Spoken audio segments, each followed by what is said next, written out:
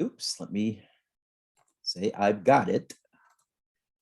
Is an entrepreneur with experience in real estate investments, insurance, multi-unit franchising, taxes, and tax planning. She has over 18 years of experience in taxation, accounting, and small business management.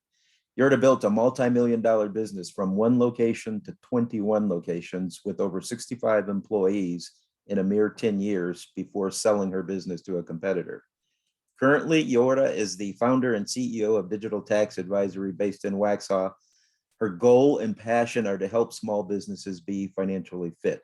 She is committed to forward-thinking accounting, bookkeeping, and proactive strategic tax planning, using cutting-edge and innovative methods to give her clients the best value and excellent customer service.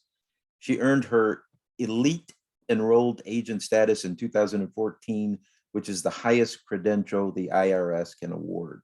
She's also a certified tax planner with the American Institute of Certified Tax Planners. She graduated from the University of California at Santa Cruz with a BS in biochemistry and molecular biology, and has a certificate in Oracle software development from the University of California, Berkeley Extension. Excuse me. Yorda is not only a successful and accomplished entrepreneur, but she's committed to her family, to service, and to the community. She has served as a chamber ambassador and as the 2021 chair of the Union County Women in Business. She was a 2020 Chamber Small Business Excellence Award finalist. Yorda serves as a board member of the Community Shelter of Union County, Turning Point Women's Shelter, Union County Community Foundation, and past service chair of the Waxhaw Weddington Rotary Club. She was named 2019-2020 Distinguished Rotarian. Yorda is the, yes. All right, I'll get it after one. I'm watching this now. They're just starting this one here. Hello, Maria Luisa. Can you mute yourself, please? Tú que cuentas. Yorda is the incoming president-elect for the Waxhaw Weddington Club for 2022-23. Her passion, enthusiasm, and energy shine through in everything that she touches, but her biggest accomplishment is her family. She currently resides in Waxhaw, North Carolina with her husband, Ben, son, and twin daughters. And as she's already shared with us, today is Ben's birthday. I think it's awesome. I love husband and wife Rotary teams. And when I first met Yorda, I was just impressed with the way she has conducted herself, her life. And when I heard she was from Eritrea, I think it was at a foundation banquet or something, I just said, you know what, I would love to learn more about your story, your history. She's a role model. The whole Waxhaw Weddington Rotary Club is a role model for me. And I'm just so happy to have her here today. Without any further ado, Yorda, the floor is yours. And thank you again for being here. Oh, well, thank you. Thank you, Kevin, for the kind words. I will share my screen so I can get through the presentation, and hopefully that you guys will learn a little bit about myself, my family, and the story of Eritrea and everything that comes after it. So let me see. If I can share it. You guys able to see my presentation? Yes. Yes. Is it a full screen? Is it a full page? Yep. I have double screen, so I get confused sometimes. Yep, you're good. All right. Okay. Well, so I titled this presentation "An Eritrean Journey," and that is because my story is not unique. It's unique in its own way, but most Eritreans pretty much gone through similar journey as I have, maybe different countries, different cities, and so forth. So I will talk about the history and migration and serving refugees, fun facts about me and Eritrea, and then what's going on right now in Eritrea. All right.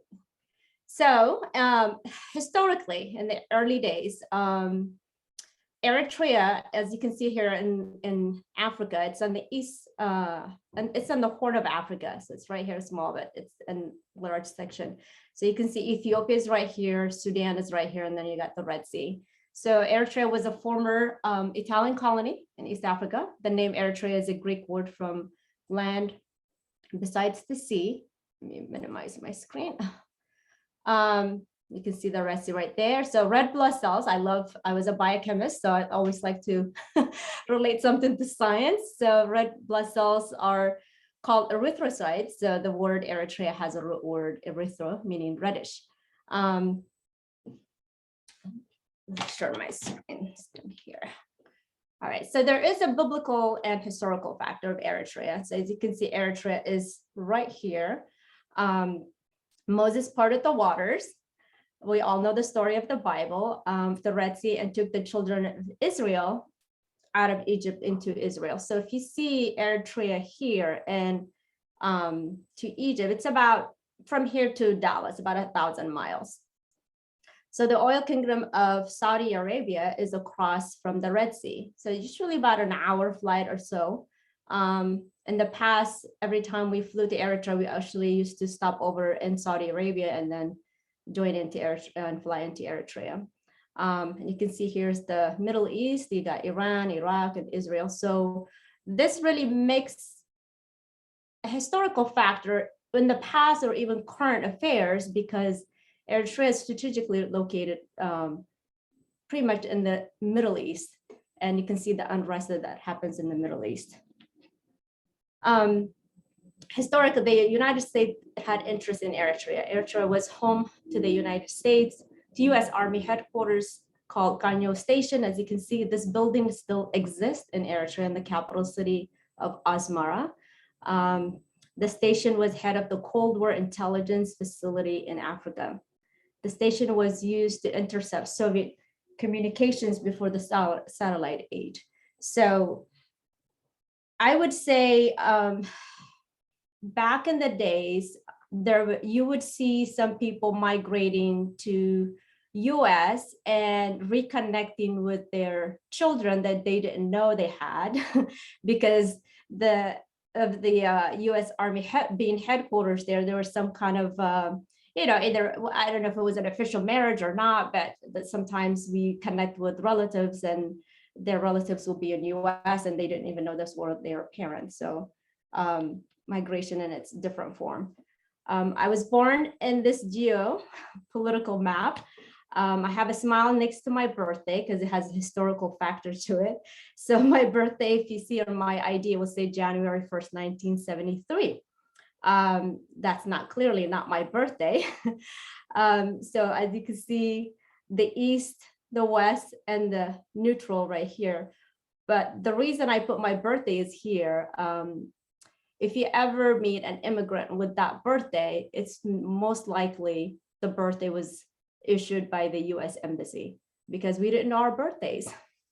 Our birth certificate was burned during the war, so we have no record of our birthday. So our parents knew the year that we were born, and automatically the US Embassy will just put January 1st. So a little bit of fun fact. So this was the Cold War, USA versus USSR. So the world was divided between capitalism and communism. Europe has the Iron Curtain, East versus West.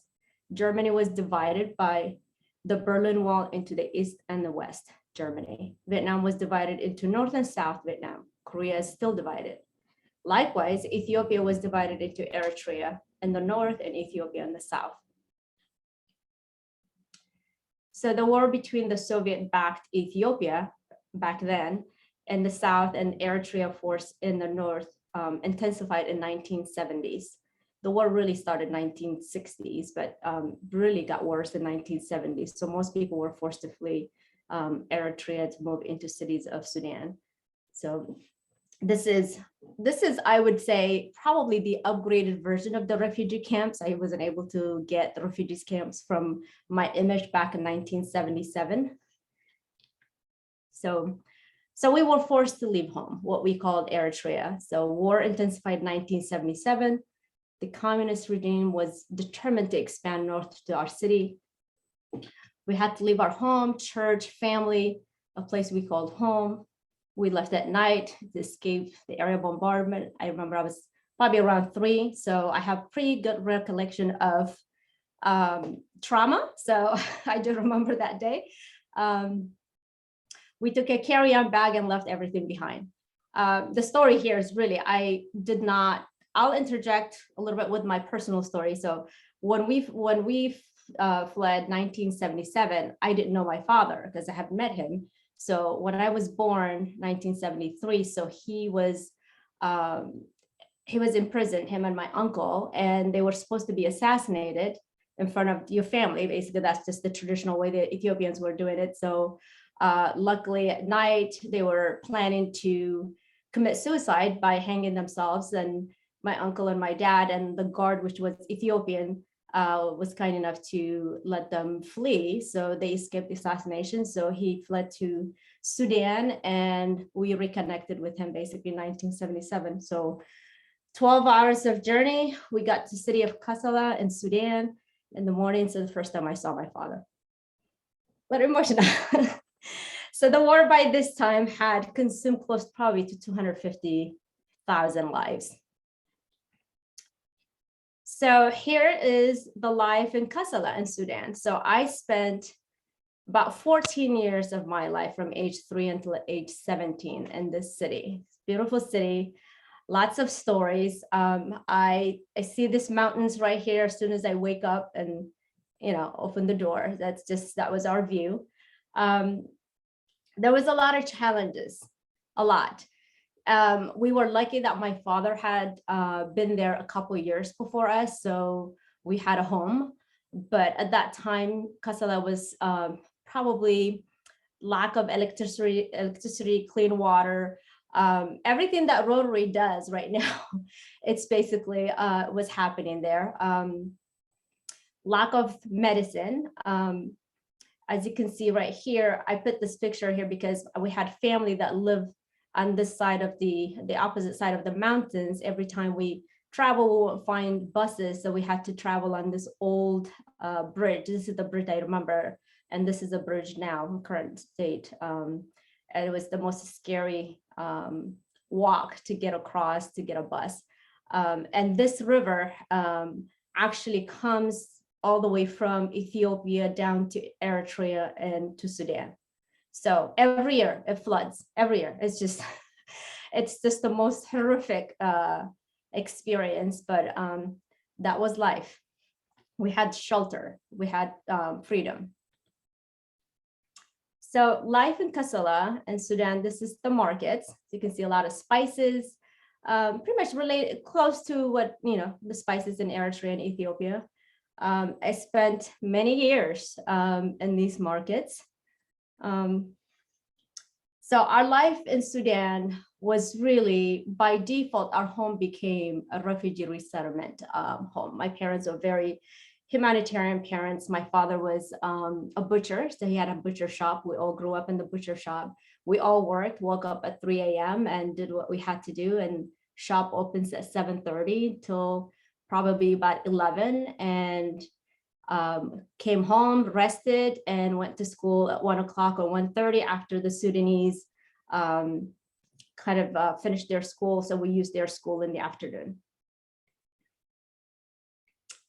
I'm going to go back a little bit to the life in Sudan. So Sudan, in current state Sudan, it's probably the worst place to be. But growing up in Sudan probably was my happiest moments in my life. They were the most humble, kind, generous people I've ever met. And I think any Eritrean that passed through Sudan has kind of those attributes in them. So with that being said, a little bit of a story between Sudan is a Muslim country and we were Eritreans. So my dad was Eritrean butcher and there's totally different from halal, the Muslims, so you can't mix those two things. So there was some religious persecution, especially personally, that we experienced, a lot of harassments and so forth, but you just do what you have to do. But believe there is probably over 1 million Eritreans in Sudan, and who would house that kind of amount of people? So I give a lot of credit to the Sudanese people in the country for really giving us home at those times of our lives. And we pretty much live just like the Sudanese people. So I'm forever grateful for my life in Sudan. So another migration. So first migration was, escaping the war from Eritrea to Sudan. And the second migration was really coming from Sudan, Africa to America. So the reason we came to America actually was after you finish 12th grade, really, there's nothing you could do. There's no colleges. You can't go to the Sudanese colleges because you're not Muslim, first of all. They were very strict at that time, and we're Eritreans, so most of us were Christian. So there was no opportunity of advancing your education. Elementary school, we were taught in the military school, which was ran by the Eritrean Liberation Front, and from K to 6th grade, and from 6th grade to 12th grade, there was a school that was opened by the by UNESCO, so part of the United Nations, and it was a school for Eritreans and taught by Eritreans. So it was very difficult school to get into, and if you don't make it to that school, you're just done. Your education has ended at at grade 6. So we had to work hard to make it to that school. But again, even after you finish 12th grade, so there was no opportunity, to advance. So 3 of my brothers were in San Francisco at that time during the 80s. So one of my oldest brothers sponsored us, and probably took 7 years for us to get here. From 1983, the sponsorship started. We didn't make it to US until like September 1990. So pretty much here's what I was born, Tessene in Eritrea, which is really a border of Eritrea and Sudan, and through Egypt, went to Amsterdam, and all the way to San Francisco, and then lived in Las Vegas for quite over 10 years, and here I am now in Waxhaw.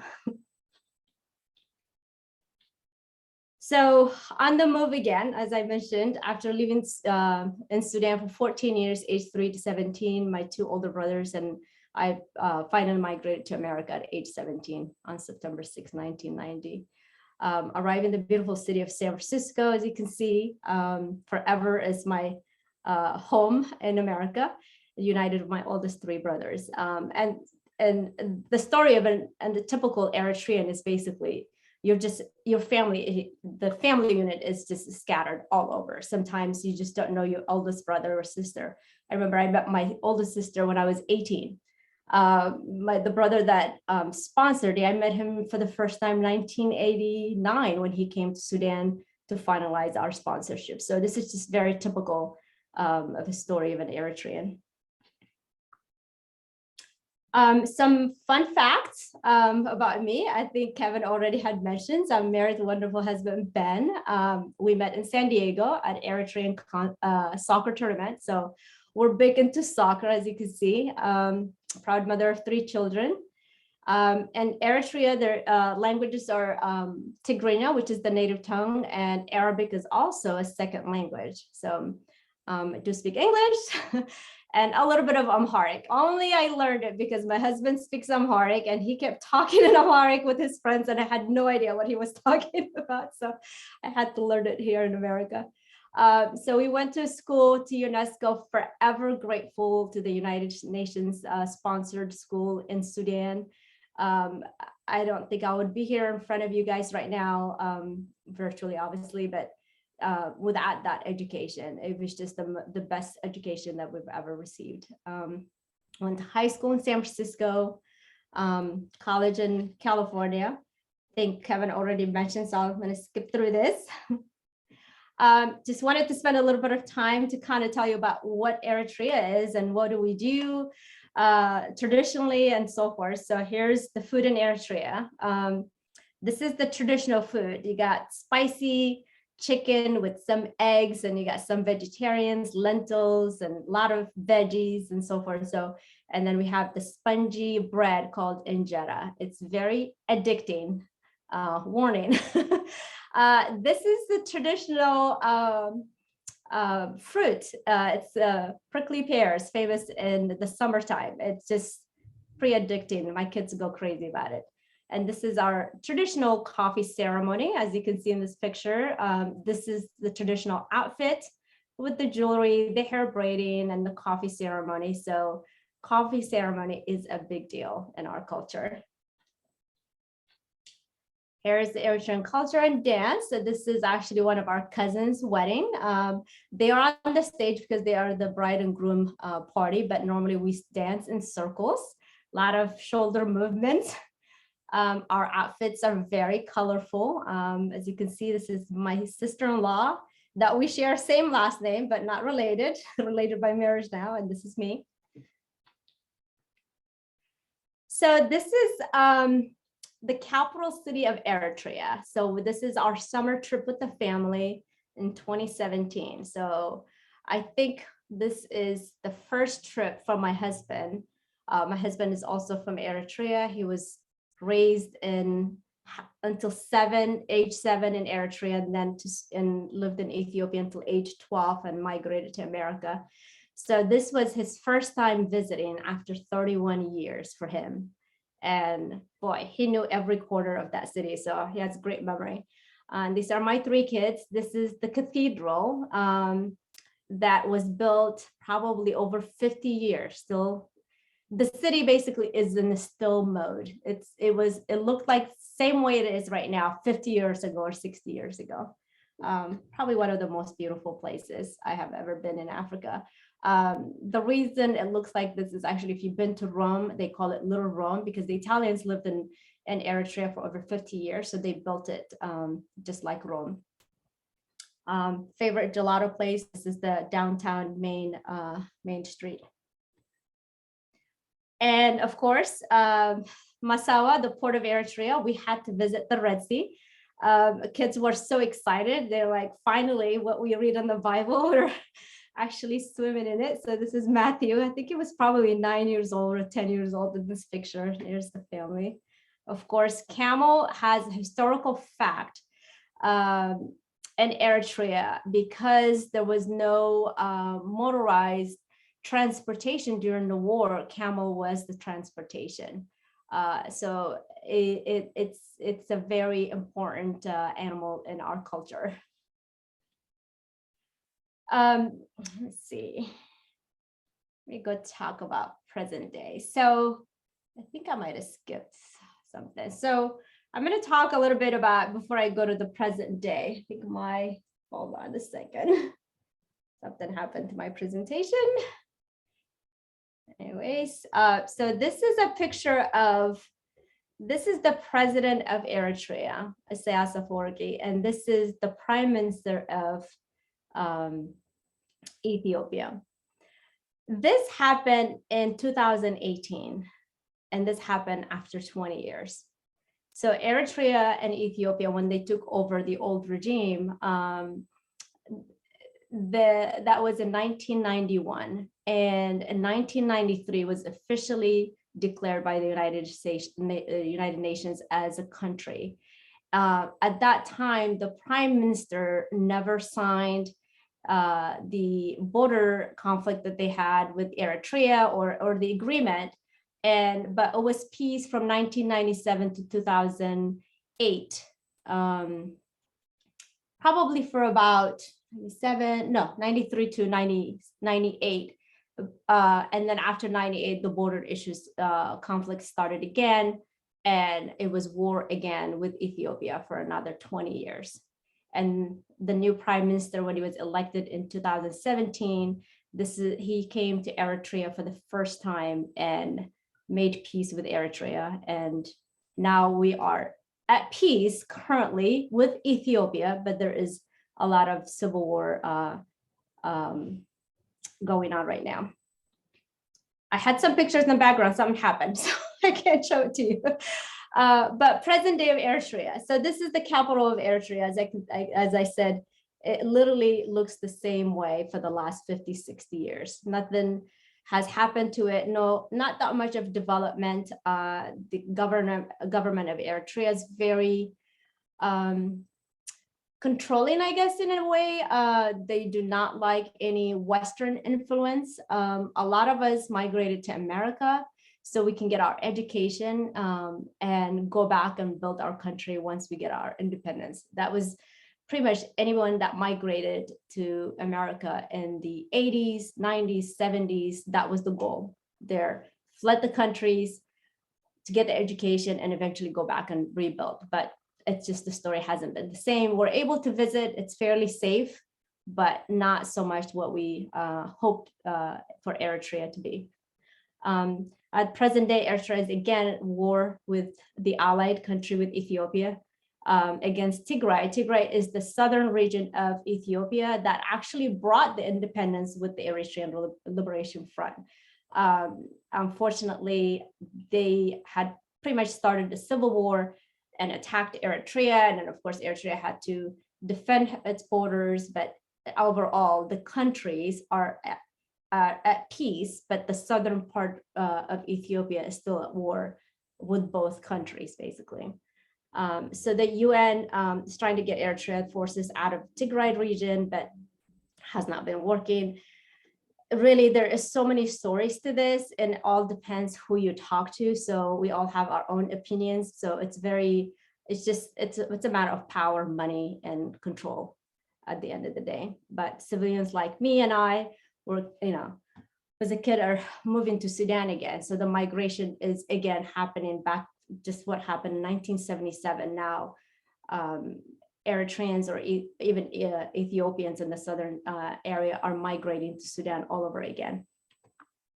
So in terms of Eritrea, it's basically untouched by development and tourism. It's probably the most beautiful real estate you can find. It's right on the Red Sea. You got northern and southern part of it, but no influence has been happening from the West or even from the East. I think the Chinese are slowly moving in and building some training facilities and so forth, but it's just the Eritrean government is very strict in who they allow into the country. All right, well, this is my family now. My kids are actually a lot older than what they are right now. Matthew is 14, gonna be 14 next month. These are our twin girls. They're 12 and a half. This is my family in California, most of them. This is my mother, still around. She is 92 years old and going strong. This is my sister, my brother, and these are me and my husband, my kids, and these are my nieces, my sister's daughters. I want to leave you with this quote by Ronald Reagan. Ronald Reagan really just, I remember during his presidency, we were in Sudan. There was just famine. It was just, we couldn't even find sugar to have some tea. And I remember at that time, we got a lot of aid from US, and he was so celebrated in Sudan. So I want to leave you with this quote.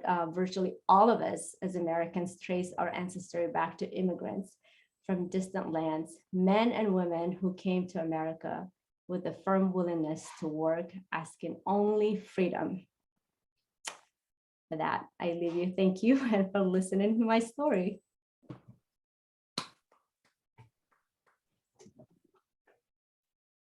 Thank you so much, Yorda. Absolutely. All right, I'm sure there are questions. So actually, Kevin, you want to start us off?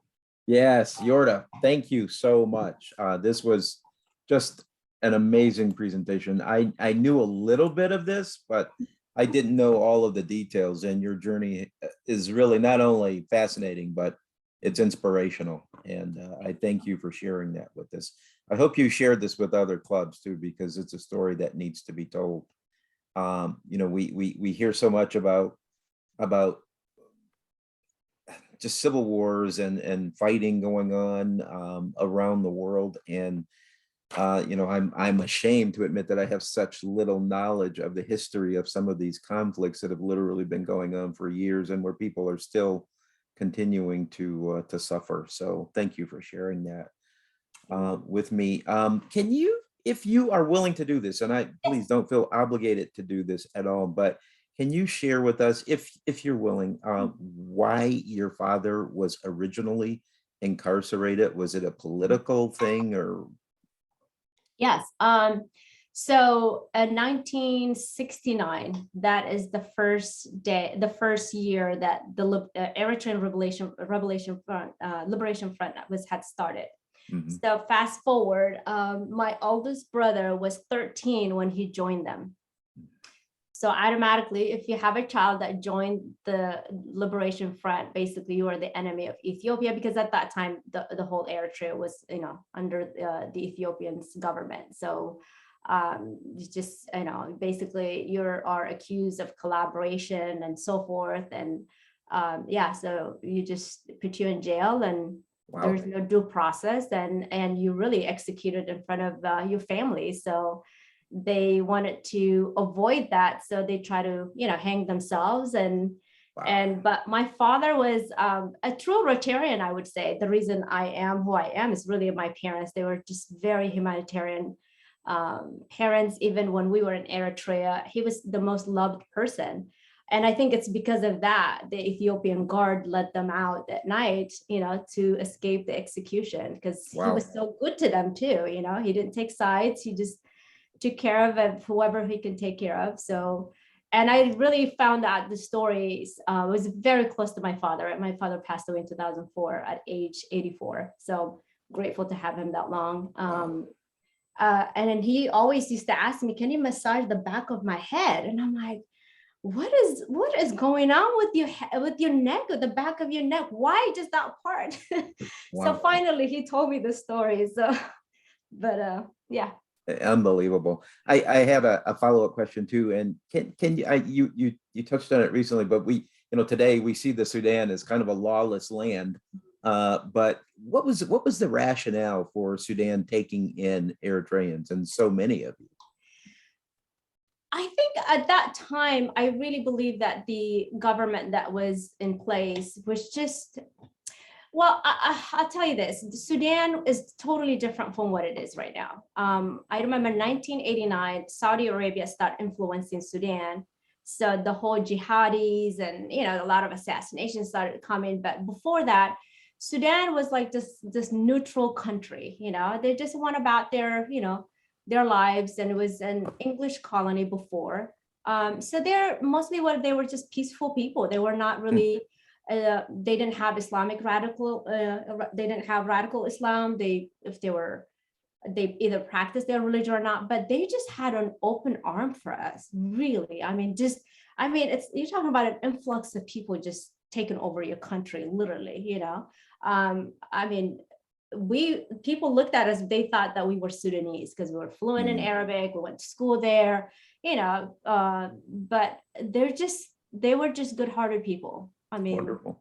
And when they eat outside, outside their houses and so forth. And whoever passes by, they say, "Tfaddal," means come eat with us. It doesn't matter whether you're Christian, Muslim, or so. I think that had a lot to do with our giving back as well, because we got so much from them. Well, I personally am grateful for that. So thank you. All right, who else? Am I muted or not? Oh, you're live, John. John? Go ahead, John. We can hear you. Okay. This is about as current for me as last night, because I finished the brand new book by one of my favorite authors, Ken Follett, who usually was doing fiction about building cathedrals in England and all. This is a contemporary book. It's as modern as today's news. If you heard the news this morning, what's going on with the Russians and so on. It takes place in Saudi Arabia, in Eritrea, in the Sudan. The Soviet Union is involved, Japan is involved, North and South Korea are involved.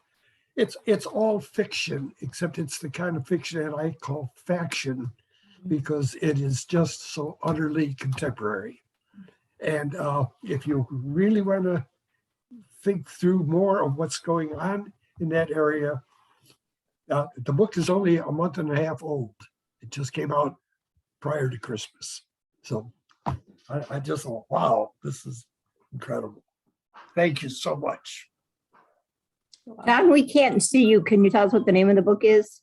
The name of the book is simply Never, Never. and I won't tell you why. And the President of the United States is a young woman. Right. This gal Another could make reason it. why he's one of my favorite authors. He's just his books are very, like, you get a workout too, because they're always long and very heavy. This is worth reading. Yorda, I'll just say on the amount of turmoil and trauma that you have been through, for someone as light and bright and optimistic, positive, you would never know the trials and tribulations you've been through just to talk to you. So it's definitely a testament to your perseverance and maybe a good makeup job. I don't know. I mean, you're beautiful too, so it helps, you know. But yeah, I mean, I don't know if you've ever, schools these days, and we're starting to do a lot more trauma informed, teaching and counseling. And so, someone who's been through real, true trauma, not something like homelessness or domestic violence, but true war and violence and hunger, you would be invaluable to our students as well, sharing your story. So thank you very much. Emily. I do take life in America as a privilege for sure, really, because education for us was not an option. It was a privilege to go to school. Really, it was a privilege to go to school. Not everybody went to school, and my parents did not know how to read or write. They were in the Italian era, and the Italians made a rule that Eritreans cannot be educated they cannot pass 4th grade. So education was up to 4th grade. So all the Eritreans really learned by observation. They're probably the best mechanics. So how did they learn? By just, they didn't know how to read the manuals. They just looked. And but there is resilience, in the people of Eritrea. I mean, they went through so much, and again, this is just my story. Migration at that time was Eritrea to Sudan. And then in the 2000s, migration became Eritrea to Sudan, from Sudan through, oh my goodness, going to Libya. So many people had died because they was just, the ships were just overfilled. And then to Europe, from Europe, it's just, migration definitely has its challenges. The family nucleus is separated. I have siblings that I can't connect with because we have mom and dad, but we never grew up together. So we have different lives, different experiences. So there is issues in terms of that, and also there is a postpartum issue, postpartum depression, right? You went through all of this, but no one really deals with it. And we see some of, suicides these days in young kids, it has ramification, Well, it's always shocking. Emily, we'll go to Emily and then Jenny, but it's always shocking to know that, because you and I are around the same age, that suppression of education. I mean, like, we think about that as like being something back in the days of slavery, but that was or even just in the 60s, but that was, even more recent than that. And it's just shocking. So Emily. So I'm a little familiar, I think, more with this area, that my husband's a naval officer, and he actually was previously on the ships and spent a significant amount of time in the Red Sea, and a significant amount of time, actually, as he puts it, he fought pirates. So he did a lot of the Somali pirates and the pirates, but one of the biggest things they did was the human trafficking. So a lot of those that were coming out of Eritrea and Ethiopia and then going into Yemen, and being able to, they stopped several ships. They were able to save, they were able to stop these ships and detain them. I'm just curious if Eritrea is allowing any assistance. Like, that was one of the hardest things he said that just like broke his heart, was, they're right there, they're on the coast, they could help. And then they had their hands tied. And and this was 10 years ago. And he's like, he still sits in the back of his mind, and occasionally the conversation will come up and he's like, we're in a place, can we do anything? Can we give anything? He's like, I still feel like I left people hanging and I could do more. So I guess that's my question is, is there any way to support or help or do anything? Yeah, it's very difficult because the government is just set in their ways. You're talking about since 1991. Same president. There was referendum in 1993, when United Nations declared as a country, then there was an election. That was the only election period. The government does not allow any foreign countries or any help. There's no, the United Nations is not even in Eritrea. All the aids have been shut down. So it's hard. It's heartbreaking when you go there to visit, because we go there as a family and spent the whole summer there because we want to make sure that the kids learn, where they're, the experiences, it's easier to tell them, but when they see it, it kind of sinks in, you just kind of shut your mouth and enjoy the country, really. You can't get involved in politics, so it's unfortunate. No, he does not want any foreign aid. Yeah.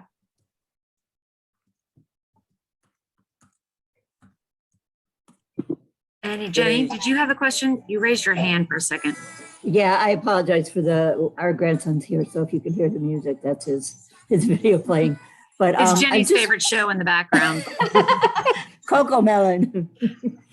I was just wondering, because you do have so much to tell, have you considered writing a book? I would read it. I'm not a writer, again, English is like my third, fourth language, but it's funny. Maybe a children's book then. Right. So my brother, he's 2 years older than me and migrated to US with me. So pretty much we've never been separated until we went to college, in US. We were very close. So he wrote a book. It's been edited and it's more of a fictional, historical fiction. And I kid you not that he sent me the manuscript. I have not read it because I'm afraid to read it because of the emotional. I don't know, maybe it's the summer read for me. He sent it to me about 5 months ago. I have not opened it because I know what he's going to say, Yeah, it's emotional. So we'll see. I'll read his and see what, what I think after that. We always need great representative children's books. So, if you ever wanted to go that route, give us a call. We could help, we can't publish you, but, we could definitely guide you in like what kids like. So, and a way to, have a meaningful story. So, because it's important. All right. Anyone else have any questions for Yorda before we wrap up for today? All right. Well, Yorda, thank you so much. If maybe we'll have you back to tell us how to beef up as a club to support Kevin in his district governor year. We got a little bit of time, but and maybe by then the Nico pain will have worn off. I'm kidding. I'm sure it's been awesome. Emily, did you have something really quick? I saw your hand, like your little virtual hand went up. Oh, yay. All right. So why don't we close our day out with the our 5-way test. So Yorda, we have a 5th element because it's, we got to be different. Right. But of all the things we think, say, or do, first, is it the truth? Is it the truth? Second, is it fair Is to it all fair to all concerned? concerned? Third, will it build goodwill and better friendships? Fourth, will it be beneficial to all concerned? And 5th, will it be fun? Oh, like that. I love that. We might steal it from you guys. Just give me a few other clubs. We stole it from Beth Trotter's group. So from South Mac. Well, it's being copied all over. We start saying it too. Yeah, many clubs say it now. It's contagious. Because laughter is medicine. So, it is, it's important. Maybe we'll have our, there's an Indian man who does laugh therapy. So maybe I'll ask him to join us and he can lead us through a laugh therapy session. But like Kevin, I think was about to say, Yorda, thank you so much. We really Thank you. appreciate it. And Lathan, thank you for joining us today. Thank you guys for Thank having me. you. All right. Thank you. Have a great All weekend. right, great to see Bye. Happy everybody. birthday to Ben. Thank you. And happy birthday to Daryl Bonaparte today too. Awesome. Yeah. Thanks, everybody.